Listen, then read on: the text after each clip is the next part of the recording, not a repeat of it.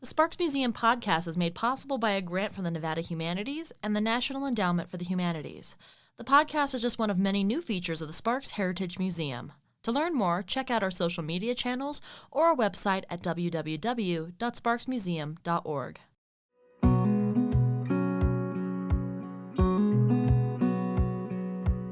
Hello, and welcome to the Sparks Museum podcast. I'm your host and the media manager for the Sparks Heritage Museum, Jessica Johnson. On New Year's Day in 1932, the Sparks branch of the Washoe County Library was opened to the public at 814 Victorian Avenue, the current site of the Sparks Heritage Museum. The library was located in what is now the upper gallery of the building, and one can still see today how the room was built with the library in mind, from the exterior stairs leading up to the main doors, to the placement of the windows with just enough space in between to naturally light rows and rows of bookshelves. By summer, the Sparks Museum reported record-high circulation rates of 6,000 books per month during the often slow, hottest months of the year. In 1965, the building was fully converted to the Justice Court, with the library moving to its current location near Audie Boulevard. But on Friday, October 21st, the Sparks Museum will see the official opening to the public of the Sparks Museum Research Center, which is Nevada's newest library and will serve as an homage to the original that could once be found inside the building. Today on the podcast, I sit down with Patricia Cafferata, a true Renaissance woman in every sense of the word. She has been a lawyer, served on the Nevada Assembly, is a lover of history, and has expressed this through her time as a researcher, journalist, and author, and was the first woman to be elected as Nevada State Treasurer. Patty talks with me about her personal connection to the city of Sparks, especially regarding the article she wrote on local events for the Reno Gazette, her fascinating career, and her passion for research in anticipation of the opening day event of the Sparks Museum Research Center, which she has been an avid supporter of. Please welcome to the podcast, Patty Cafferata. Patty, thank you so much for being here on the Sparks Museum podcast today. Well, thank you for the invitation. I really appreciate it. So I'm going to start off the way that I introduce all our guests by asking what your personal connection to the city of Sparks is. Well, I grew up in Reno, which means I didn't have much of a connection to Sparks.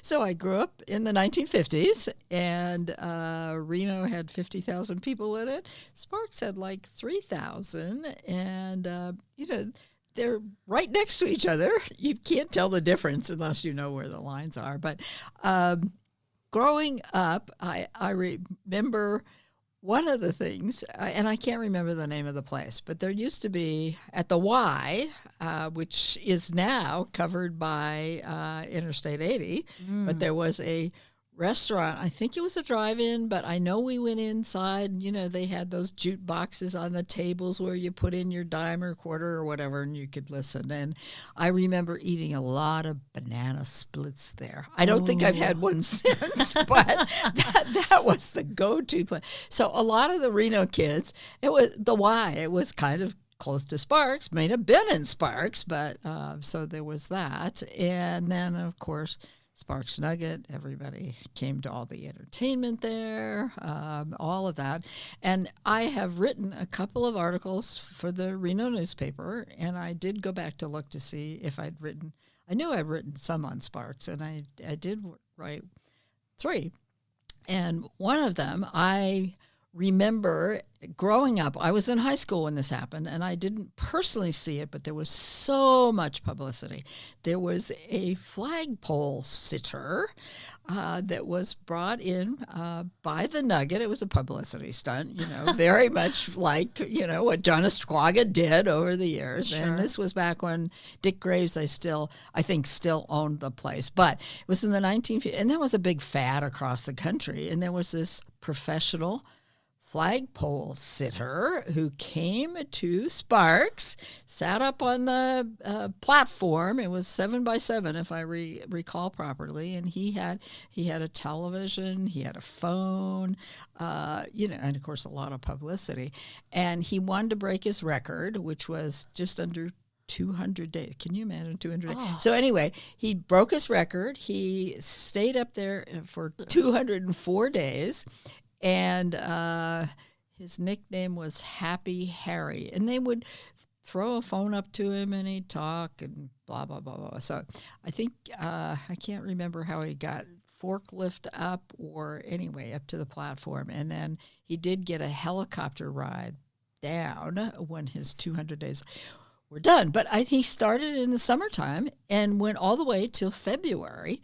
And, when he went up, he was clean shaven and, had a haircut. And, of course, when he came down, he had long hair and a beard. And the story, I just reread my story to remember all of this. And he had a daughter who was born while he was up there. And he said, it's not the glory, it's the money, which is like, that's why he was doing it, which is like pretty funny. But to follow up on that, when I wrote this story, I just happened to be in the Nugget and ran in to John Asquaga.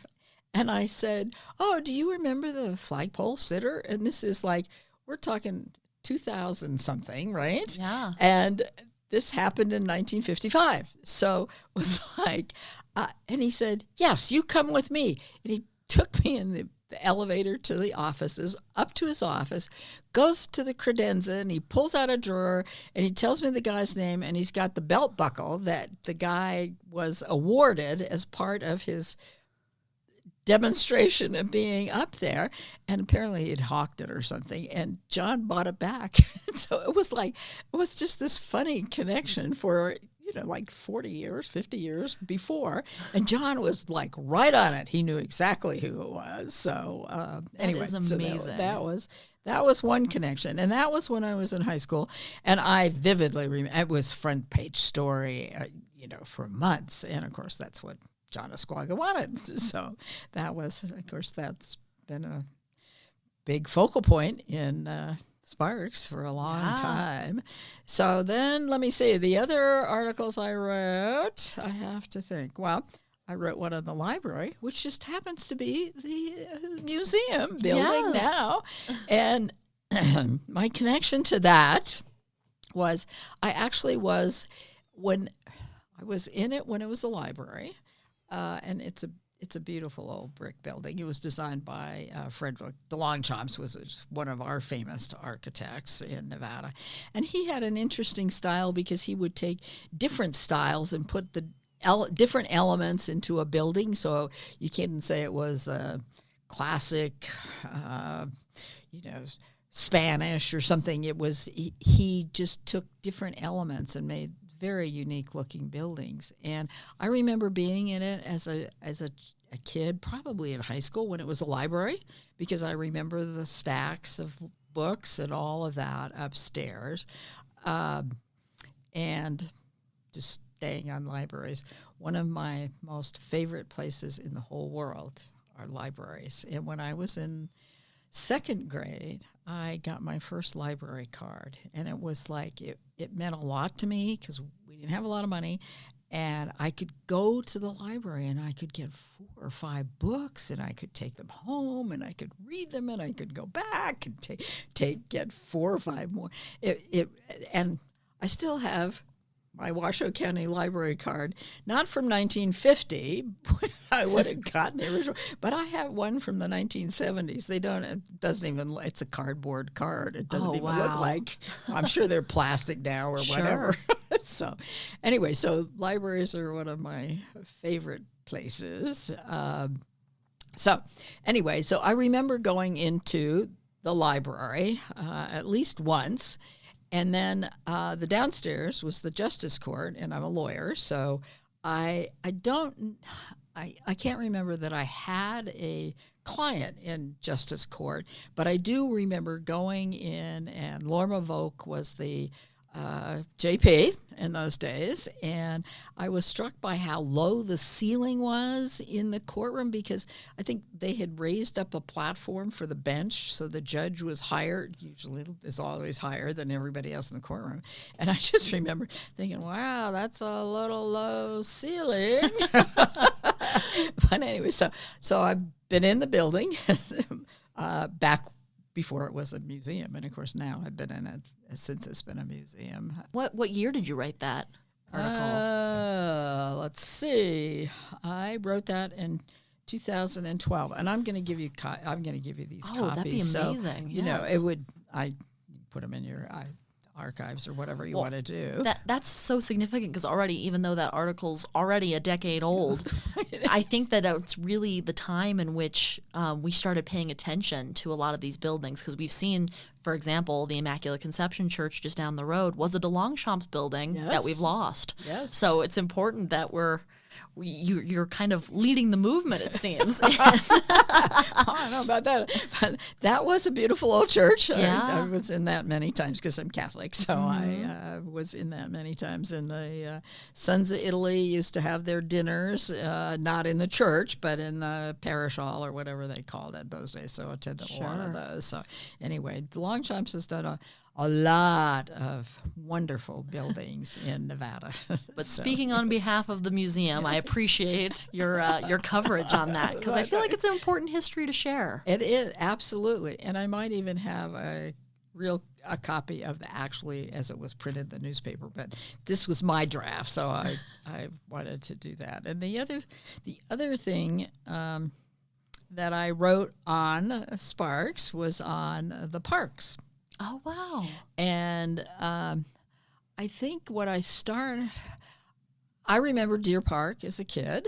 I went to the swimming pool, and, it was the big sort of, not the center of town, but it was pretty prominent. Still is there, isn't it? I haven't been down that street in a while. But what interested me was I went to a display that the Parks Department did, and it's the Washoe County Parks, and Sparks is part of that. But on the parks, I don't know, a few years ago, when did I write this? I wrote this in 2012. Anyway, and there was this thing about this park for all abilities.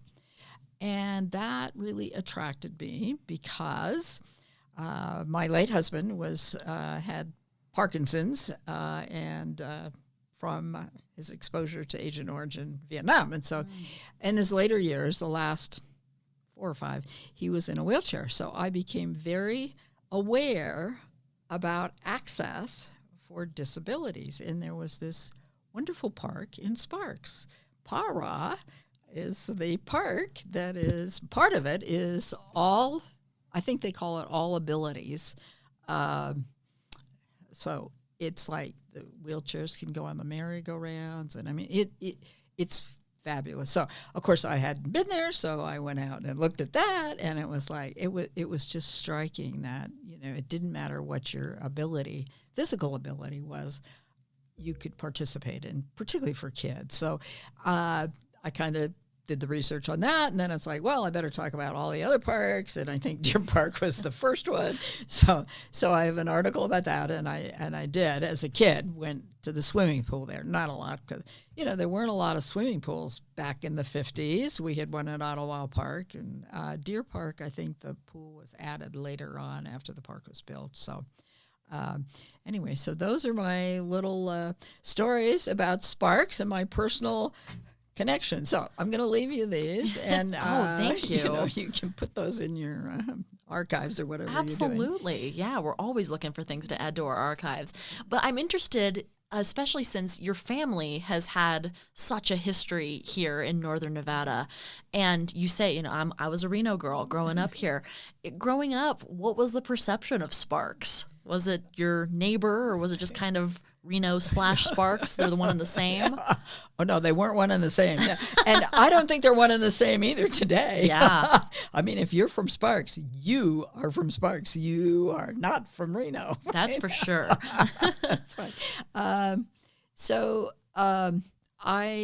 went to Minogue, so we played ball games with Sparks, but I don't think we were in the same division. And I was trying to think of exactly how that worked. But, you did play schools out of your division, and we were so much smaller than Sparks High School, so probably not. And like I said, you were over there from Reno, and so that's kind of, that was when I was growing up, it was in the 50s and 60s. So that was kind of the relationship. And I think probably it was a two-way street. I would like to hear a little bit more about your own background. You kind of teased that for us in the beginning. Of course, your past as a researcher, but also your work as a lawyer. Can you give us a little bit about your life? Sure. So I grew up in Reno, as I've said, went to Minogue, graduated in college after 3 years. I got married and then graduated from college, and I graduated from Lewis and Clark College in Portland, Oregon, because my husband was in medical school up there, and we didn't have a medical school, so you always had to go out of state. So anyway, we were up there. 2 of our kids were born there, and then my degree is in elementary education. I first started in early childhood education, which is preschool, and then when I transferred schools, they didn't have that degree, so I transferred to elementary school education. So in theory, I could teach anywhere from first grade to 8th grade, I think it was in those days. So I actually taught school in Portland for a year while my husband finished his degree, and we were in San Francisco for 6 years, and then our son was born there. And it was like, there's either a glut of teachers or there's not enough teachers. Mm-hmm. And when I got to San Francisco, there was a glut of teachers. And so I couldn't get a teaching job. And so I applied and taught speed reading for the 6 years. And then he went to Vietnam, and I came home for a year. And then when he came back, we spent a year in Alabama. And then we came home, and he opened his medical practice. He's a surgeon, so I managed the business part of the practice. I don't know anything about medicine, so that's not, but that was his thing. So we divided the labor, and that worked out very well. And then I worked for my mother, Barbara Vikanovich. You may have heard of her. She was our congresswoman. At the time, she was not. She had a travel agency, and so I went and kept her books. Oh, wow. So that was it. Good experience, learned a lot about bookkeeping and accounting. So I was thinking about running for the city council, and my mother said, oh, no, you don't want to do that. All they do is talk about zoning and land use planning. You don't want to do that. You ought to run for state treasurer. So why not? So I ran for state treasurer, and I filed against an incumbent, Mike Marabelli, wonderful guy. He was a former county commissioner from here. The Democrats could see he was going to lose to me, so they recruited Stan Colton, who was the registrar of voters in Clark County. And, of course, Stan beat me. And I got 44% of the vote. It was the most any woman had ever gotten in a statewide race. Wow. And I had no idea that no woman had ever been elected to any constitutional office in Nevada, much less state treasurer. So 2 years later, the Republican Party asked me to run for the assembly, and my assembly seat was open. So I was elected, but I won my primary by 1 vote. Oh, wow. Anyway, I won by the 1 vote. I served for the term, which is the 2 years, really enjoyed it. And then Stan Colton really didn't like being state treasurer. He decided he was going to run for governor. So I ran for state treasurer again, and that's when I found out that no woman had ever been elected to anything statewide, so the constitutional offices. And so I was elected. It was a close race statewide. I won by about 1 vote per precinct in the state, so I won about 3,000 votes statewide. So, and my mother, by then, she ran in the same year, 1982, and we both got elected. She did a lot better than I did, I'll say. But anyway, she went off to Washington, and I went to Carson City, and I served the one term, and I really liked it. But there's not a lot of challenge to it. And there's the state treasurer today does a lot more things than I did, or by law. I banked the money, I collected the money, banked the money, invested the money, and that was kind of about it. There were a couple small programs that we had. We had the local government investment pool, so if like Sparks had money and they wanted to invest it, if they gave it to the state treasurer to invest, they got a better rate. So, but that was kind of it. The state treasurer does a lot more programs now over the years that have been added to that office. So at the end of 4 years, I didn't like what the governor was doing, so I ran for governor, and I lost, which was, no surprise. Very popular guy, Dick Bryan. He and I are really good friends now. And now what do I do? My state treasurer term's up. I didn't get elected. I'm not a lawyer, which is what most politicians do. They go back to practicing law if they lose a race. So it's like, so one of my kids said, well, why don't you go to law school? Well, okay. So I said to my husband, can I go to law school? And he said, well, if my life doesn't change. And, of course, we didn't have a law school, right? Sure. So I had to apply out of state. And I got accepted to 2 schools, but I went to the one in Southern California, Southwestern School of Law. It was brutal, but I managed to graduate. And then the next step is you have to take the state bar, wherever state you're in, right, to become a lawyer, because you're not a lawyer even if you have a law degree. Yeah. So I studied for the bar and passed the bar, yay. And then I started, the best job you can get when you get out of law school is to clerk for a district court judge or a trial court judge, because they see everything.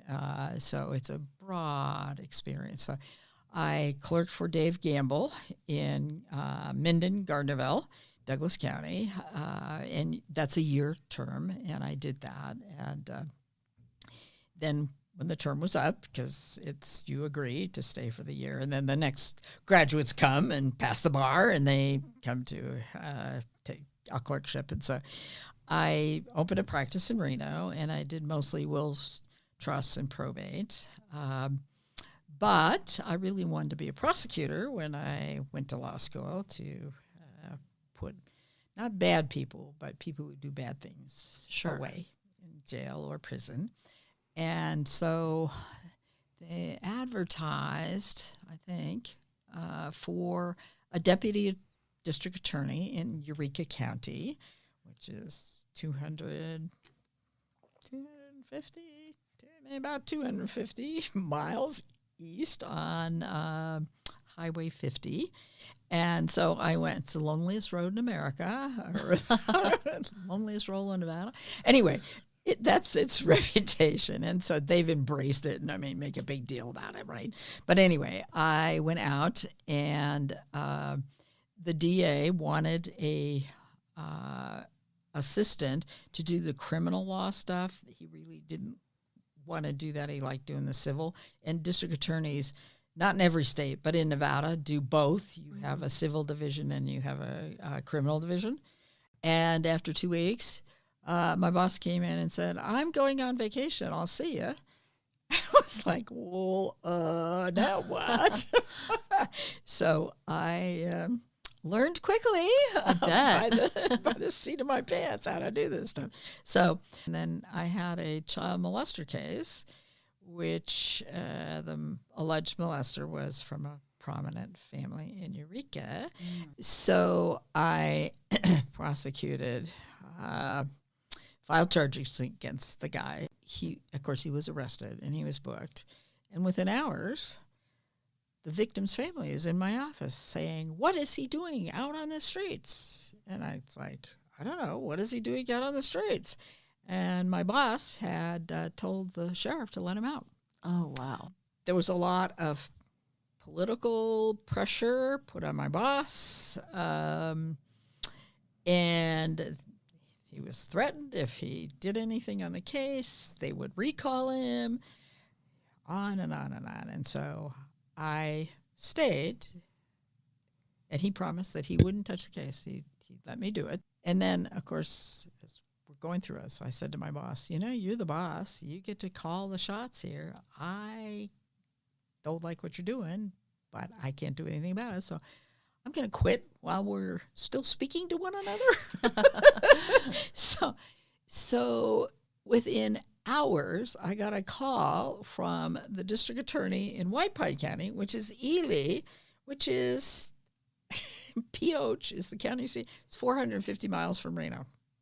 So this is, in rural Nevada, there are so many connections. People just don't.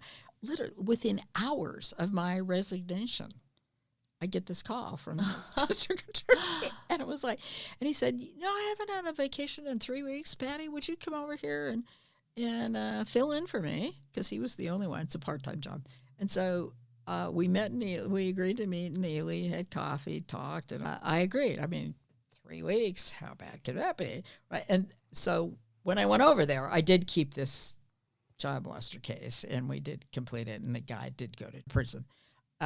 So I did the 3 weeks, and some of the funny stuff. I mean, I got over there in the middle of deer season, and there's a huge deer area over there, and you get your deer tags by area, right? Yep. And every year in October, when deer season opened, Fish and Game was what, wildlife, whatever it was. I think it was Fish and Game called in those days. It's now wildlife, but they put up a roadblock every year, like on Saturday or Sunday, between Pioche and Las Vegas, because Pioche is like, 100 and some odd miles north of Las Vegas. They put up roadblocks, and, they'd stop these cars. Well, you can't hide a deer very well, right? Yeah. You get this carcass, right? And, I mean, so I got there, and there were like 28 deer cases to prosecute. Oh. And they're all felonies. They are not misdemeanors. These are big things. And it's like, so I got to be an expert on deer cases. So at the end of the 3 weeks, Leo Wadsworth, the DA, comes back and he says, I'm tired of this job. I'm retiring. You can have it. So anyway, I talked to the county commissioners. You just don't walk in and say, I'm going to be the DA, right? So the county commissioners appointed me, and that was in February. So I did that until December, and I flew to Las Vegas every Sunday or Monday. They gave me transportation. They gave me, the first time, a used patrol vehicle that had over 200,000 miles on it. And it lasted a while, but it broke down and couldn't be repaired. So they gave me a pickup truck with a camper shell on the back.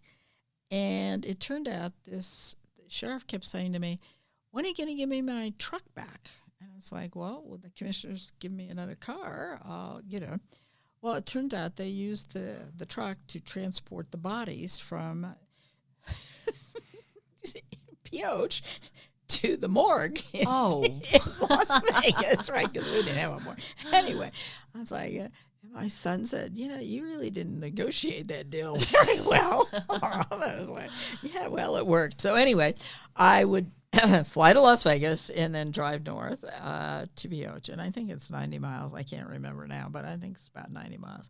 And I did that. I'd go down. I think I went on Mondays and then I came back on Fridays, something like that, because I was there 3. And it was a part-time job. Wow. And I always had a law practice in Reno, because these were all part-time jobs, right? Yeah. And so I had clients here.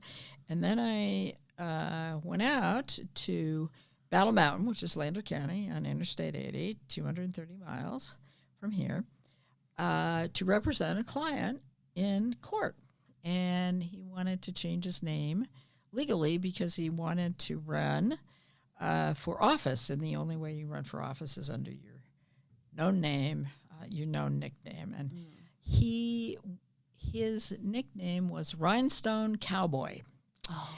And I don't know if you were old enough to remember Rhinestone. I do. Okay. Well, anyway, I knew Rhinestone from just being around all these things, right? And so he came in, he wanted to run for governor, and so he wanted to run as Rhinestone Cowboy, which they wouldn't let him do. So I went out to court, because that's where he lived, in Lander County, and to change his name, which is a legal process. And when I went out there, when I got to town, I went to the newspaper because I had to file or get a copy of a publication that we were changing his name or whatever.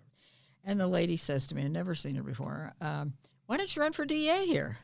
I was like, well, I had thought about it. I mean, I've never even laid eyes on this woman. And so I go into court, get the name change, right?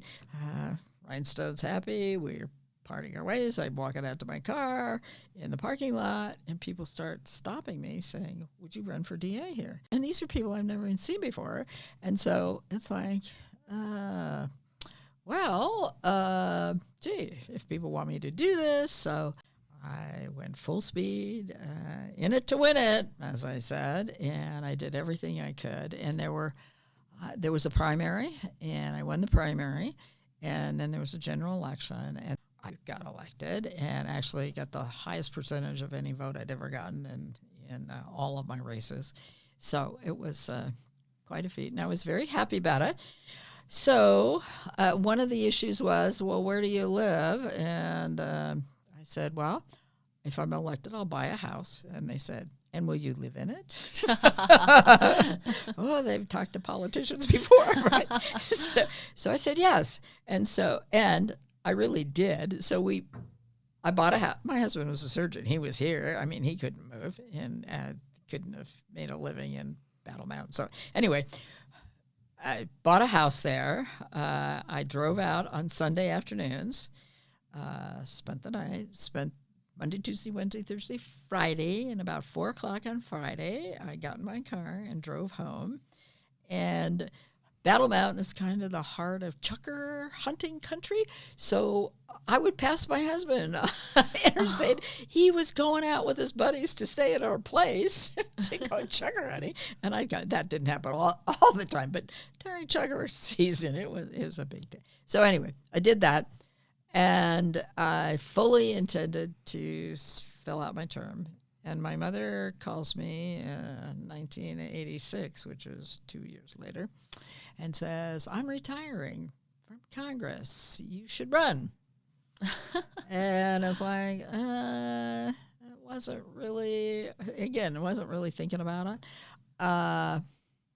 And, of course, I couldn't be the DA and run for statewide office, basically. So, I mean, it wouldn't have been fair to the people in Lander County because I wouldn't have been able to do the job. And so I did have a deputy there because that was a full-time job, but I was like, no. So I resigned. They were not very happy with me. And again, it wasn't the plan. That's how it worked out. And my stepfather, George Vukanovich, he had leukemia, and it was so he couldn't travel with her going back and forth to Washington every week. So she needed to retire.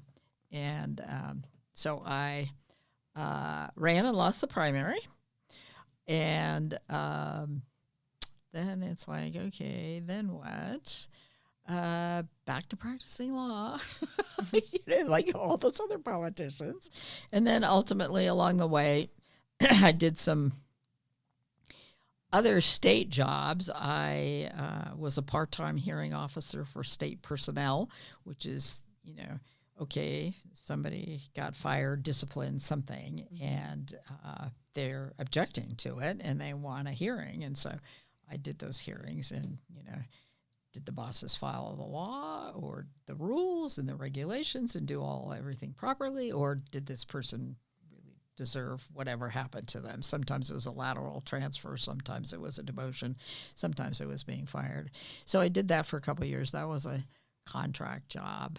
And then I was appointed, and again, I'm still practicing law along the way here.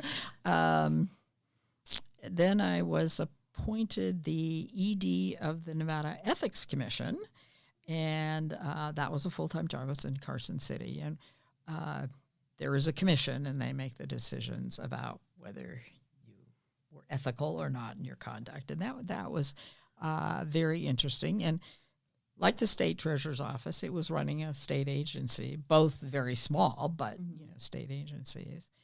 And then my husband's Parkinson's really kicked in, and so I resigned from that. And somewhere along the line, when Governor Sandoval was the governor, Brian Sandoval, he appointed me to 2 commissions. One was the Sesquicentennial Commission, which is our 150th anniversary. And there were different people from different counties, but also different backgrounds. And I was kind of the historian. It's like, well, you're relying on me. I'm not sure I know all that much. But anyway, so I did that. And of course, that was a short term, year and a half. But that was really fun. We did some really great things. We redid the museum in the Capitol. I don't know if you've ever been upstairs. Yeah. It's wonderful. And that was just basically kind of an open, it was the former assembly chambers when the assembly met in the Capitol. Mm-hmm. And it really it didn't have a lot going for it. And really, I was very pleased with that. And then the Women's Commission did the walkway to the Gwynn Room behind the Octagon building in the back with a lot of displays of the women in history, which was just perfect. Oh, yes. And we redid all the statewide markers, the historic markers that you see around. We did that. We did some other things. So that was really fun. And then he appointed me Governor Gibbons appointed me to the Equal Rights Commission, and somehow the paperwork never got sent or whatever. And so I ran into the governor's lawyer. Actually, she'd worked for me in the Ethics Commission and she said, well, how's the Equal Rights Commission going? I said, I don't know. They've never contacted me. And this was like 6 months later. And she goes, what? So, of course, immediately the ED calls and very apologetic and anything. So I chaired the Equal Rights Commission for a couple of years. So. Wow. So throughout this history, this incredible career, you started as an educator. You move on to treasurer and politician and lawyer, back to politician, right? Then ultimately to researcher. So you have written books. Yes. Can you tell us about your books that you've written? Well, I have written 9 books. Wow. And the first one was the Goldfield Hotel, which I was the district attorney. After Lander County, not right away, I got appointed in Esmeralda County, which is Goldfield, south of Tonopah, if people don't know. They had a district attorney get recalled, resigned, something. So there was a couple years left on the term, and county's got to have a lawyer. So sure. They have to, So anyway, I applied, and I got elected, and again, part-time job. Mm-hmm. So I did that for a couple years. But in the process, the county owned the Goldfield Hotel for back taxes. Have you been to Goldfield? Yeah. Okay, the big brick building, and you just come out of nowhere, and here's this gorgeous old building, right? And it's like, what's the story to that? So anyway, we the county had the building for back taxes, and so I was doing research on it, like the title research and anything about the building that we could use to. When we auctioned it off, we would be able to say, well, I collected a banker's box of material, and then I got too busy prosecuting people. So I never finished it. So when my term ended, I took the banker's box of material home, and I wrote the first book that I wrote, and that was The Goldfield Hotel. And so, and it's a short book, 50, 60 pages. Anyway, it's not, but that was my first attempt, and I self-published it, and it's actually my bestseller. Wow! Except for my Christmas in Nevada book, I think. But it's a mining camp hotel. It's a ghost hotel. It's just it's got a lot of things that make it very attractive to people who are interested in mostly mining in Nevada and the ghost towns and that kind of thing. Sure. Not that Goldfield's a ghost town, but it's practically a ghost.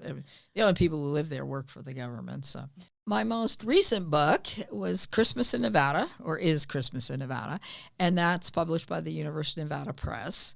And they contacted me and asked me to write the book about how Nevada celebrates the holiday. And most all the states have Christmas in New York, Christmas in Texas.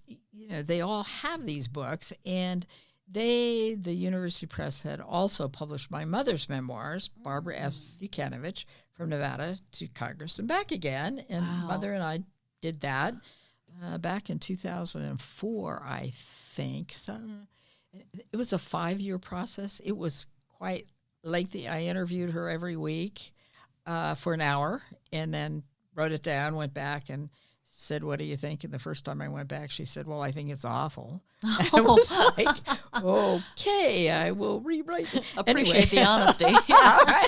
Well, it was her book. So anyway, so they had published her book. So I did have a relationship with the press, and they were aware of my other books that I had written. And I was writing a column, I think at the time, for the Reno Gazette-Journal. So they were familiar with my writing and thought that I would make the right person to write the book. So I did, and I loved, and I did that very quickly because they wanted it out in the sesquicentennial year. Oh, wow. And so I did it within the year. And of course, they expedited their process. When we did my mother's book, it took them 2 years to process everything that we'd done. So, it's different. They have committees, all this, but they really wanted the book. So they expedited that. And there's a story from every county, all 17 counties. Most of them are Reno and Las Vegas, of course. And they start in the 1850s and go to 2010. So wow.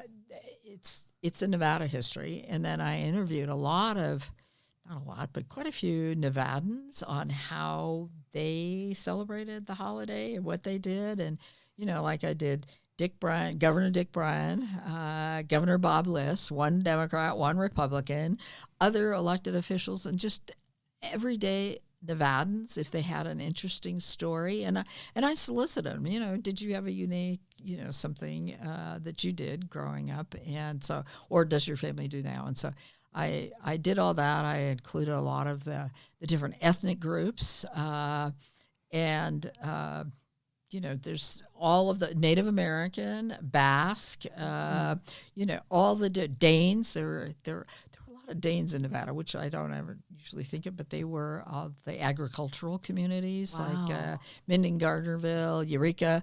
There's a lot. So anyway, so that was just a fun book. And I've liked them all, but that was really kind of fun. And then to what I'm doing now, I just finished the manuscript on the Levy Mansion, which is where Sundance Bookstore is California.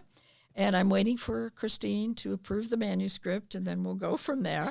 But that was, the Levys were very prominent retailers, merchants in early Nevada in the 1880s, 90s. And of course, when the Depression came, they went bankrupt, or sure. It was a tough time. But anyway, beautiful old house that's been restored, all of that. So I've finished that. I'm just waiting to get it approved. And then the thing I'm working on now are my memoirs as the district attorney, not my whole life story, but just concentrating on, Eureka, Lander, Lincoln, Esmeralda counties, and my time during that. And I'm having a great time. I started keeping a journal, which when I went out to Lincoln County, and I don't, maybe because I had nothing else to do at night, I don't know. I was like, so I started keeping a daily journal. And they say, if you are a writer, you should, one, read every day and write every day, even if it's just notes in your journal. And so I started keeping a journal then. And so that's been very helpful on my memory because, it's the rich details that you don't really, you have these vague ideas, or, it's like saying, well, there was that restaurant at the Y. I can't remember the name of it, right? But if I'd had a journal, I would have been able to tell you the name of it. So I fortunately did that. And I've written 4 or 5 chapters. I haven't begun on Esmeralda and Goldfield, but the others I have beginning drafts, and then I go back and revise to relate them to one another, because if I say this about one county, then I want to be able to say whatever it is that made the other county different or whatever. So that's what I've been doing. That's amazing. Yeah, it's fun. And especially thinking about, in the days preceding computers, I feel like people today often take for granted of everything's just going to be stored in this device right here. And written logs are what are being kept and preserved in these historical institutions. And we had Frank Mullen on the podcast, and he spoke at a great length about the importance of keeping physical records instead of digital, because physical records, physical newspaper, print media, and the importance of books. And so kind of thinking about that idea, I think that this is a perfect complement to that conversation because, as you mentioned, the Sparks Museum is building our research center, which is inspired by the original 1931 library. Right. And even though we're going to have the location of that research center where the Justice Court was instead of up in the library, that's our event space, you have been such a fervent supporter of that. So I'd love to know, just in your opinion, what is the importance of research centers today? What is the relevance still? Why do we still need them? Oh, we really need them. And, the digital stuff, it disappears. Yeah. Somebody's hard drive crashes. You have a website that has all this information on it, and somebody decides it's worthless or they don't want it. And they take it down, and it's like, if I had known you were going to do that, I would have printed it out so I had a copy, right?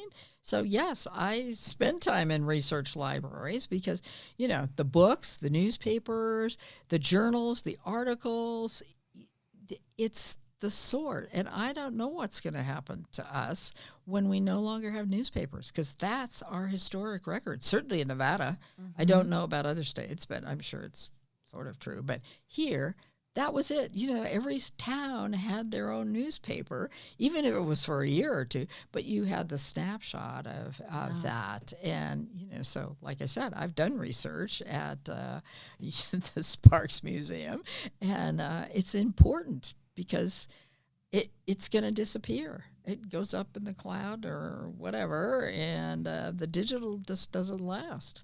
And then you have things my mother had things that like radio announcements and stuff or ads. Well, they're on a format you can't even use anymore, right? Absolutely.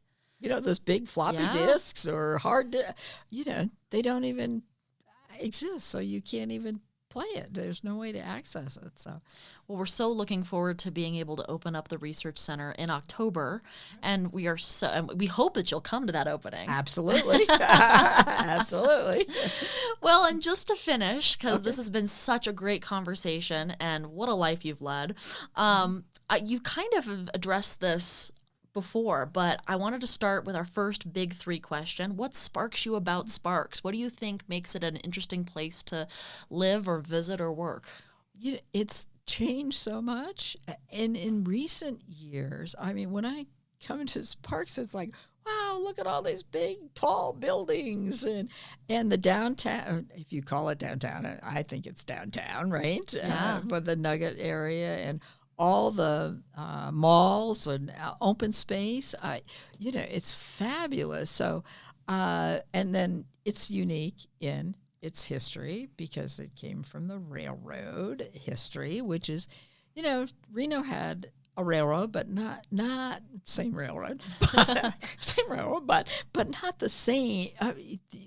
Yours is so rich for the trains and everything that happened here. And then Sparks being named after John Sparks, a governor. There are not a lot of towns in Nevada that are named after any of our politicians. Yeah. And John Sparks was certainly, instrumental in all that. So I think that's what I think about Sparks. And I think it just, all the new building and everything, it's great. Yeah. And then you shared with us so generously your amazing stories about the flagpole sitter and the accessibility in the parks and so much else. But is there any last remaining favorite story or even a moment from Sparks' history, either a historical moment that you remember or even just a personal memory of enjoying a local event here? The Glendale School. Yes. Isn't that downtown? It's right across the street from the museum, yes. So when I went to Minogue out on the river. The Glendale School was across the river, the Truckee River. And I didn't have a classmate, but there were people at Minogue, I think in one of the younger classes behind me that had actually gone to the Glendale School. And then when I was on the Sesquicentennial Commission, I came out for some event, and I don't remember now what it was, but those memories, you got to have the journal, right? You got to have the journal. So I actually went into, and it must have been a sesquicentennial event, but it was right by the Glendale School, and I went in and visited it, and it was just like, wow. And I've read about it, but that's certainly another historic thing. It wasn't part of downtown at all, but it is now. It certainly is. Yeah. Wow, that's amazing. Yeah. I would have loved to have seen it the way it was before, but we are so grateful that it has been preserved as well as it has. Absolutely. Absolutely. Yes. And lastly, since we are a museum with our research center and our archives, we're always looking for new items to preserve or new stories to tell, because we think that every single contribution from the Truckee Meadows area is worth telling. It's a story worth telling. So what is one thing that you own or that you know about that you would think is museum worthy or might belong in the Sparks Museum? I believe the State Museum has a very unique chair that was John Sparks, and it's made with antlers. Oh, that's the Nevada Historical Society has that. Oh, okay. Somebody had. Okay. So, I mean, I've seen it, or I've seen pictures of it. Maybe I've just seen pictures of it. Anyway, if I could give you something, which I don't have, I think something unique like that would be, a connection to John Sparks, I guess, because of the name of the town, yes. Right? I know you have a lot of train memorabilia and history and all of that, but just taking another part of unique to your history, and that would certainly be something. So I don't know who has it and probably isn't willing to give it up, but you might have a picture or get a picture of him or of the chair, or you could get a big I'm sure because he's a governor, there is a painting of him in the state capitol. Wow. It'd be good to go take a picture of that and put it on display if you don't have a picture of John Sparks. Well, maybe that's an all call to the powers that be that own these items. Maybe we can set up some sort of loan or a traveling exhibit. There you go. Yeah. There you go. Patty, I like this idea. Well, it's just, you do the trains, which is great. Yeah. And, I mean, there's a whole audience for trains. Yes. My husband was a big train fanatic. But, some of the John Sparks, it would be interesting to put together a traveling exhibit or something like that. Well, especially, you've been all up and down the state, so you really have the appreciation for the Nevada history as a whole. Yeah. And we so appreciate you sharing that history, your personal history, your history with the state and every single county. I've been around, as they say.